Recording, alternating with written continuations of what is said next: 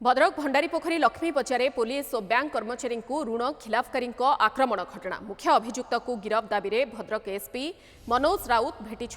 Bank कर्मचारी जनवरी 21 तारिख विलंबित राति आक्रमण घटी जड़े व्यक्ति कार पर बैंक ऋण नहीं किंतु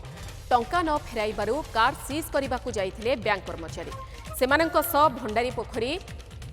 थानार होमगार्ड सुशांत मध्य जाइथिले किंतु कार ब्रेक फेल थिबारु एहाकु जगी रहिथिले सुशांत एवं बैंक कर्मचारी माने किंतु कार मालिक एवं तांकर सहयोगी सेमानंकु अमानुषिक भावे माड़ मारिथिले। ए आक्रमण में सुशांत को आखिरे आघात लागिथिला। 2 जण बैंक कर्मचारी गुरुतर होई डाक्तरखाना रे भर्ती होइथिले। पुलिस 2 जण अभियुक्तों को गिरफ करथिले मध्य ए पर्यंत गाड़ी मालिक को गिरफ करा जाई नाही। तेणु एसपी को भेटी मुख्य अभियुक्त को गिरफ करबा पई दाबी करिसंती बैंक कर्मचारी।